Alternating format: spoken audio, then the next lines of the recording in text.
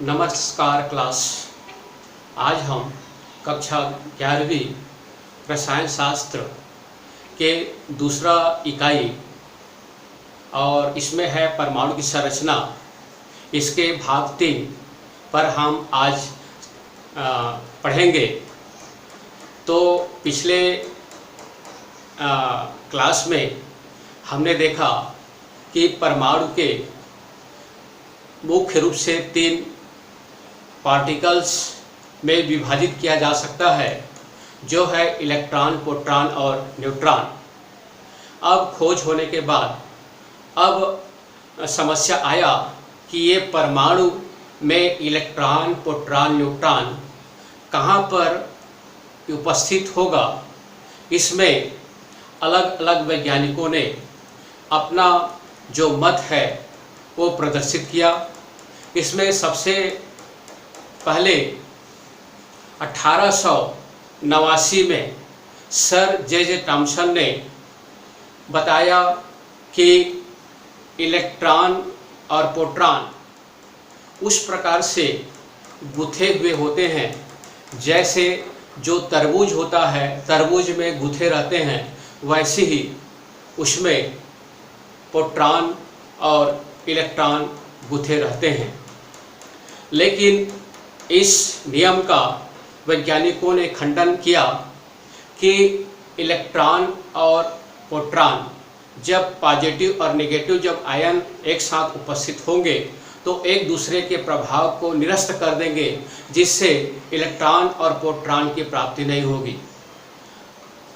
इसके बाद दूसरा जो प्रयास है वो है रदरफोर्ड का। हम देखें रदरफोर्ड जिसको बोलते हैं परमाणु मॉडल, और रदरफोर्ड ने 1911 में एक परमाणु मॉडल दिया। उन्होंने सोने की बहुत पतली पन्नी जिसकी मोटाई जो है एंगस्ट्रॉम या नैनोमीटर के रेंज में आता है, इतनी बहुत पतली पन्नी पर उन्होंने लगभग 20,000 अल्फा कणों का व्यवहार किया। जैसे आप इस चित्र में देख रहे हैं, ये सोने की पतली पन्नी है। इसमें ये जो देख रहे हैं अल्फा कण है, अल्फा कण। तो अल्फा कण लगभग 20,000 अल्फा कण उन्होंने इस सोने के पतली पन्नी पर व्यवहार किया, और उसके बाद उन्होंने जो निष्कर्ष निकाला, उस निष्कर्ष को उन्होंने देखा कि अधिकांश जो है अल्फा पार्टिकल्स ये निकल जाते हैं, सीधी रास्ता में निकल जाते हैं, कोई विचलित नहीं होते। उसमें कुछ जो अल्फा पार्टिकल्स उन्होंने देखा कि जो नाभिक के नज़दीक था, ये आपका देख रहे हैं नाभिक है, जो ठोस भाग होता है, उसके नज़दीक से गुजरने वाले अल्फा कण ये कुछ मुड़ जाते हैं। जो देख रहे हैं, देखिए सीधा ना निकल के कुछ कोण से मुड़ गया। इसलिए ऐसा हुआ क्योंकि अल्फा जो पार्टिकल्स होते हैं वो धनात्मक कण होते हैं, और नाभिक भी धनात्मक कण होता है, पार्टिकल्स होता है, और इस कारण से वो आपका धन और धन एक दूसरे को प्रतिकर्षित करते हैं, और इस कारण से वो उसको प्रतिकर्षित कर दिए। इसलिए नज़दीक गुजरने वाली जो अल्फा पार्टिकल्स हैं या किरणें हैं वो कुछ कोण से मुड़ गए। उसमें एक ऐसा पार्टिकल्स मिला जो उससे बिना टकराए प्रतिकर्षण के तेज प्रभाव से उसी दिशा में 180 डिग्री पर ही वापस लौट आए। इन प्रयोगों के आधार पर रदरफोर्ड ने निष्कर्ष निकाला कि परमाणु का अधिकांश भाग खोखला होता है। आप देख रहे हैं ये आपके परमाणु माने, ये मान लीजिए आप इसको हम परमाणु मानते हैं, परमाणु, और इसको यदि हम कहते हैं नाभिक, नाभिक, तो उन्होंने बताया कि परमाणु का अधिकांश भाग खोखला होता है, और उसमें केंद्र में एक ठोस भाग होते हैं जिसमें परमाणु का भार होता है। यदि हम इसकी त्रिज्या देखें तो जो परमाणु की त्रिज्या होती है, ये परमाणु त्रिज्या, तो परमाणु की जो त्रिज्या है ये होता है, इसको ले सकते हैं 10 की घात -13 सेंटीमीटर। ये आपका 10⁸ -8 सेंटीमीटर। और इसकी जो नाभिक की जो त्रिज्या होती है वो होता है 10⁻−13 सेंटीमीटर। अर्थात नाभिक और उसके आकार, परमाणु का आकार देखें तो लगभग 1 लाख गुना नाभिक से उसके परमाणु का आकार बड़ा होता है। जैसे हम समझ सकते हैं एक बहुत बड़ा प्लेग्राउंड में एक बीच में रखा हुआ फुटबॉल, तो फुटबॉल को हम नाभिक माने और जो प्लेग्राउंड का जो एरिया है उसको हम मान लें परमाणु। तो इस प्रकार से हम कंपेयर कर सकते हैं। तो इन प्रकार से कंपेयर किया जा सकता है। अब इसके निष्कर्ष पर रदरफोर्ड ने कुछ नियम भी दिए। उन्होंने नियम दिया कि परमाणु के नाभिक जो होते हैं वो ठोस भाग होते हैं जिसमें धनावेश होते हैं, और जो इलेक्ट्रॉन होते हैं वो अलग अलग कक्षाओं में चक्कर लगाते हैं। जिस प्रकार हम कंपेयर करें अपना सौर मंडल का, जो सूर्य होता है वह केंद्र है। जैसे हम इसको यदि हम सूर्य मान लें, ये जो देख रहे हैं नाभिक उसको हम सूर्य माने, और जो यहाँ पर इलेक्ट्रॉन है जो कक्ष में चारों ओर क्या होता है, अलग अलग कक्षाओं में अलग अलग संख्या में इलेक्ट्रॉन चक्कर लगाते रहते हैं। तो यदि हम ग्रह को इलेक्ट्रॉन माने और नाभिक को यदि हम सूर्य माने तो इस प्रकार से मान सकते हैं, जिस प्रकार से कि जो ग्रह होते हैं सूर्य के चारों चक्कर लगाते रहते हैं, उसी प्रकार से परमाणु में जो नाभिक के चारों अलग अलग कक्षाओं में इलेक्ट्रॉन चक्कर लगाते हैं। लेकिन यहाँ पर समस्या ये आया, यहाँ तक तो सही था, लेकिन यहाँ पर समस्या ये आया, यदि हम पृथ्वी के सौर मंडल और सूर्य से हम कंपेयर करें तो वो क्या होता है, वो एक बड़ा द्रव्यमान होता है, पिंड होता है जिसमें आवेश नहीं होता। लेकिन ये जो परमाणु होता है उसमें आवेश होता है। परमाणु में प्रोटॉन जो है धनावेश होता है और इलेक्ट्रॉन ऋण आवेश होता है। और इस प्रकार से जब कोई आवेशित कण किसी दूसरे आवेशित कणों के चारों ओर यदि हम वो चक्कर लगाएगा तो वो विद्युत चुंबकीय विकिरणों का उत्सर्जन करेगा, और विद्युत चुंबकीय विकिरणों का उत्सर्जन करते करते उसकी ऊर्जा धीरे धीरे कम होती जाएगी। और यहाँ पर देख रहे हैं, ये मानिए आपका यहाँ पर इलेक्ट्रॉन है, ये नाभिक है, ये नाभिक के चारों ओर इलेक्ट्रॉन चक्कर लगा रहा है। तो जब ये विद्युत चुंबकीय विकिरणों को उत्सर्जित करेगा तो इसका आकार लगभग धीरे धीरे छोटा होते जाएगा और अंत में जो इलेक्ट्रॉन है नाभिक में गिर जाएगा, और इस प्रकार का ये संभव होता नहीं है। तो इस प्रकार से ये जो रदरफोर्ड का जो मॉडल है उसको भी अमान्य कर दिया गया। इसके बाद आता है बोर का परमाणु मॉडल और उसकी पृष्ठभूमि।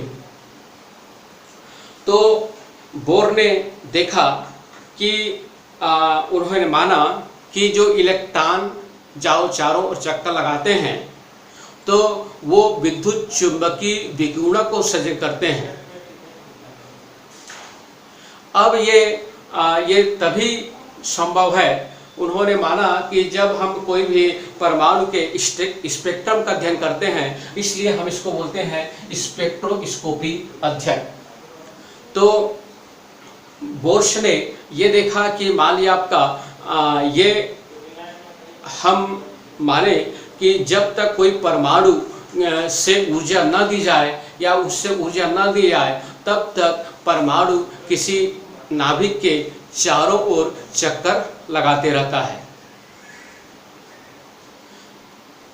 आगे हम देखेंगे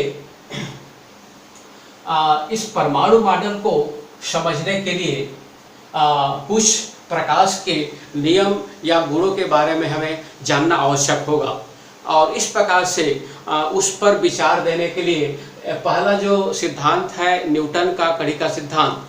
न्यूटन ने बताया कि प्रकाश का जो संचरण है, प्रकाश का संचरण का मतलब प्रकाश का एक स्थान से दूसरे स्थान पर गति करना।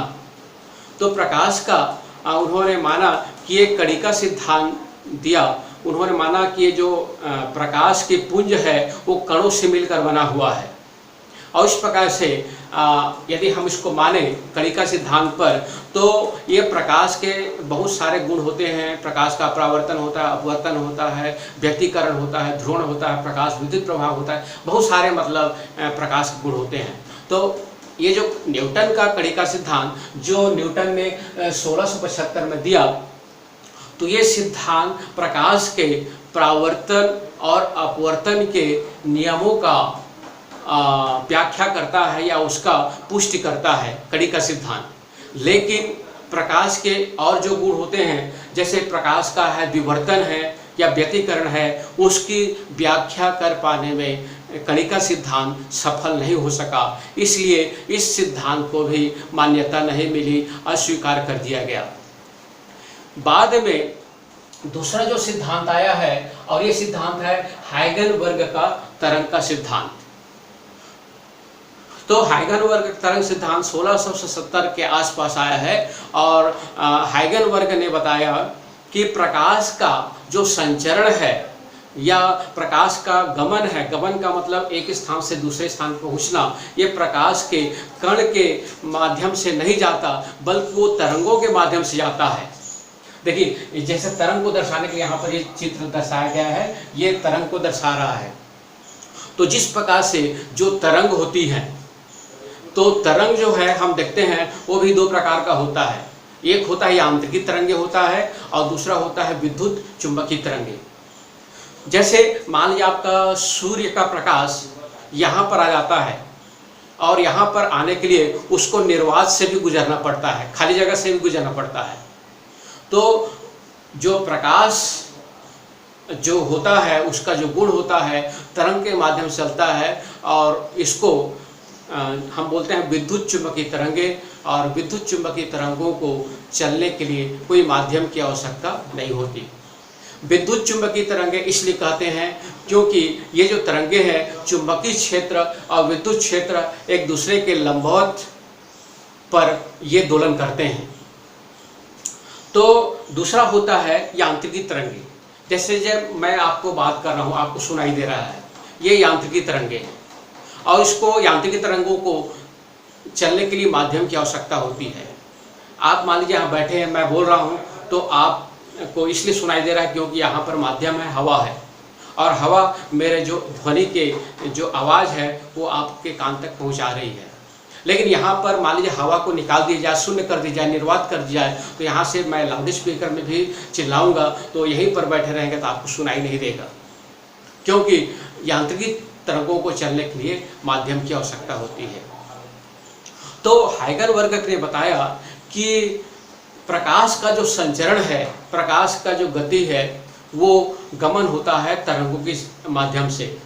तो प्रकाश तरंग के माध्यम से गमन होता है, और उसको दर्शाने के लिए हम ये देखते हैं प्रकाश के जो तरंग सिद्धांत को यदि हम माने, तो जो कड़ी का सिद्धांत था न्यूटन का, उसमें व्यतिकरण और विवर्तन को समझाने में असफल रहा। लेकिन इस सिद्धांत की सहायता से हम प्रकाश के व्यतिकरण और विवर्तन को समझाया जा सकता है। लेकिन प्रकाश के जैसे कुछ गुण है, प्रकाश का जो गुण है प्रकाश विद्युत प्रभाव है, या कृष्णिका वस्तु पर प्रकाश का विकिरण का उत्सर्जन है, इसकी व्याख्या ये नहीं कर सका। अर्थात ये भी हाइगनबर्ग का तरंग सिद्धांत भी पूर्ण रूप से हर गुण को प्रकाश के समझाने में सक्षम नहीं था, इसलिए इस सिद्धांत को भी अमान्य कर दिया गया। अब यदि हम ये कहें कि न्यूटन का कड़ी का सिद्धांत और हाइगनबर्ग का तरंग सिद्धांत, यदि हम दोनों को सम्मिलित रूप ले लें, तो ये प्रकाश के अधिकतर पूरे गुणों की व्याख्या करता है। और इस प्रकार से दोनों सिद्धांत को मिला दें तो इसी को बोलते हैं ड्यूल नेचर ऑफ लाइट, अर्थात प्रकाश की दोहरी प्रवृत्ति। मतलब प्रकाश एक समय में कण के भांति भी और तरंग के भांति भी व्यवहार कर सकता है, और ये दिया मैक्स प्लांक ने। तो हम यहाँ पर देखेंगे विद्युत चुंबकीय तरंगों के अभिलक्षण गुण, और इस पर है विद्युत चुंबकीय तरंगों सिद्धांत पर जेम्स क्लार्क मैक्सवेल ने ये आपका 1864 में सिद्धांत दिया। तो हम ये मानते हैं कि आगे हम और पढ़ेंगे प्रकाश के द्वितीय संबंध के बारे में। तो हम यहाँ पर देखेंगे कि विद्युत चुंबकीय विकिरणों के जो लाक्षणिक गुण होते हैं उसको समझने के लिए कुछ यहाँ पर पॉइंट को समझना आवश्यक होता है, और इसके लिए यहाँ पर मैंने लिखा है तरंग दैर्घ्य, जिसको हम बोलते हैं प्रकाश की लंबाई। तो जैसे हमने अभी देखा कि प्रकाश का जो संचरण है या जो गमन है वो तरंग के भांति से होता है, इस प्रकार से जो लहर होता है उस प्रकार से होता है। तो जो तरंग लंबाई होता है, ये मान लिया आपका ये प्रकाश का संचरण है, इस दिशा में हो रहा है। ये मान लिया आपका इसको हम यदि मान लें एक दूसरे के लंबवत है, ये भी 90 डिग्री है, ये भी 90 डिग्री है, सभी 90 डिग्री है। मान लिया आपका ये एक चुंबकीय क्षेत्र है, चुंबकीय क्षेत्र, और इसको हम मान लें विद्युत क्षेत्र, विद्युत क्षेत्र। तो जब प्रकाश की किरणों को चुंबकीय क्षेत्र या विद्युत क्षेत्र में से गुजारते हैं तो ये जो तरंगे हैं, इस तरंगों को हम इस प्रकार समझ सकते हैं। तो ये जो तरंग जो है हम कहेंगे एक श्रृंग है, ये ऊपर वाला भाग श्रृंग होता है जो अधिकतम चोटी तक जाता है, और नीचे वाला जो भाग जो नीचे है जो अधिकतम डिप में जाता है वो आपका गर्त कहलाता है। तो यहाँ पर ये फिर श्रृंग फिर गर्त इस प्रकार से आते जाएगा। दो श्रृंगों के बीच की दूरी यहाँ पर देख रहे हैं, ये आपका दूरी, ये दूरी, ये कहलाता है तरंग लंबाई या तरंग दैर्घ्य, और इसको हम प्लॉट करते हैं लैम्डा से। और जो लैम्डा होता है इसकी इकाई एंगस्ट्रॉम होता है, नैनोमीटर होता है। एंगस्ट्रॉम जैसे हम ले सकते हैं 1 मीटर बराबर 10 घात माइनस 1 एंगस्ट्रॉम दे दे या प्लस कर दे एंगस्ट्रॉम। 1 मीटर बराबर 10 घात 10 एंगस्ट्रॉम। उसी प्रकार से नैनोमीटर होता है, नैनोमीटर में आपका 12 हो जाएगा। तो इस प्रकार से ये अलग अलग लंबाई को व्यक्त करने की इकाइयाँ होती हैं। तो देखिए तरंग दैर्घ्य क्या होता है। तरंग दैर्घ्य का मतलब होता है जब कोई तरंगें चलती हैं तो उस तरंगों के दो सिंगों या दो गर्तों के बीच की दूरी को हम तरंग लंबाई या तरंग दैर्घ्य कहते हैं। और यहाँ पर हम इसको लिखे हैं जिसको इंग्लिश में हम कहेंगे वेवलेंथ, ये कह सकते हैं वेवलेंथ। उसी प्रकार से दूसरा होता है आवृत्ति। अब देखिए आवृत्ति क्या है। तो आवृत्ति का मतलब होता है इस तरंग जो चल रही है उस तरंग पर किसी एक बिंदु पर, मान लीजिए इस बिंदु यहाँ पर कहीं पर मिले, किसी एक बिंदु पर जितनी तरंगें गुजरती हैं। देखिए एक तरंग का मतलब क्या है, एक श्रृंग है और एक गर्त है, उसको हम कहें तो आपका हो जाएगा एक तरंग। और एक सेकेंड में जितनी तरंगें गुजरती हैं वह उसकी होती है आवृत्ति, और उसको हम न्यू से व्यक्त करते हैं यहाँ पर। और उसको हम या तो हम लिख सकते हैं साइकिल पर सेकेंड, साइकिल पर सेकेंड, और उसी साइकिल पर सेकेंड को हम CPS भी लिख देते हैं, और CPS जो होता है उसको हम हर्ट्ज भी लिख देते हैं। तो एक CPS या एक साइकिल पर सेकेंड मतलब एक हर्ट्ज के बराबर होता है। दूसरा होता है वेग। तो वेग जो है किसी प्रकाश के द्वारा एक सेकेंड में चली गई दूरी उसका वेग कहलाता है। जैसे हम देखेंगे प्रकाश का वेग, तो प्रकाश का वेग होता है, कितना होता है प्रकाश का वेग, 3 लाख किलोमीटर पर सेकेंड, या मीटर में हम कहेंगे तो ये होता है, यहाँ पर लिखें 3 गुणित 10 घात 8 मीटर पर सेकेंड।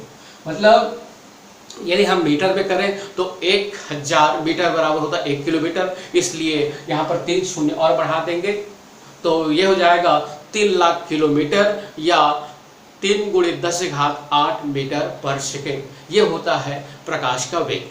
तो यहाँ पर इनमें क्या संबंध है, तो यहाँ देखेंगे संबंध जो है ये आपका होता है, जैसे हम देखें कि जो आवृत्ति होता है और उसकी तरंग लंबाई एक दूसरे के व्युत्क्रम होते हैं। एक दूसरे के व्युत्क्रम मतलब ये हो जाएगा समानुपाती 1/λ, या लिख सकते हैं न्यू बराबर c × 1/λ। तो यहाँ पर देखिए जो c जो है ये प्रकाश का वेग है जो कांस्टेंट है। यदि हम तिर्यक गुणा करेंगे तो न्यू लेम्डा बराबर हो जाएगा c। तो यहाँ पर इसका मतलब ये हुआ कि प्रकाश का वेग तो निश्चित होता है और उसका जो होता है, अभी लिख चुका हूँ, 3 × 10⁸ सेंटीमीटर पर सेकेंड होता है। तो यहाँ पर यदि मान लीजिए आपका ये आवृत्ति यदि बढ़ती जाएगी तो आपका ये तरंग लंबाई बढ़ेगी तो आवृत्ति कम होगा। जैसे मान लीजिए आपका यदि न्यू का मान 1 है और इसका मान मान लीजिए 100 है, यदि इसका मान 10 है तो इसका मान 10 हो जाएगा, इसका मान 5 है तो इसका मान 20 हो जाएगा। इसका मतलब ये हुआ कि जैसे जैसे एक मान छोटा होगा वैसे वैसे दूसरा मान बढ़ेगा। कहने का मतलब ये है, यदि मान लीजिए आपका दूसरा हम लें, दूसरा तरंग लें, जैसे मान लीजिए आपका एक छोटा तरंग लेते हैं इस प्रकार से, तो आप देख रहे हैं इसके अंतर्गत ये एक तरंग है, तो एक तरंग में ये मान लिया आपका 1 2 3 तरंग आ गया।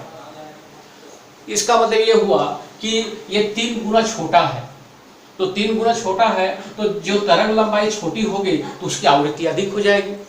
तो इस प्रकार से आवृत्ति जिसका ज़्यादा है उसकी तरंग लंबाई कम होगी, जस्ट एक दूसरे के अपोजिट होते हैं। और इस प्रकार से इनका जो दोनों का गुणनफल हमेशा स्थिरांक होता है और वह मान होता है हमेशा 3 × 10⁸ मीटर पर सेकेंड के बराबर।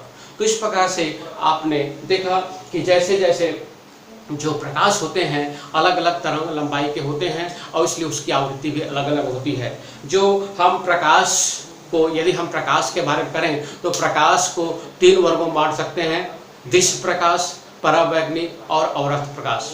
जो दृश्य प्रकाश है उसमें भी 7 कलर होते हैं और 7 कलर की जो आवृत्ति होती है वो अलग अलग होती है। सबसे अधिक आवृत्ति वाला होता है लाल प्रकाश और सबसे कम आवृत्ति वाला होता है कम वाला बैंगनी प्रकाश। तो इसलिए जो खतरे की जो सिग्नल होती है वो लाल रंग की बनाई जाती है ताकि लाल रंग दूर तक दिखाई देता है।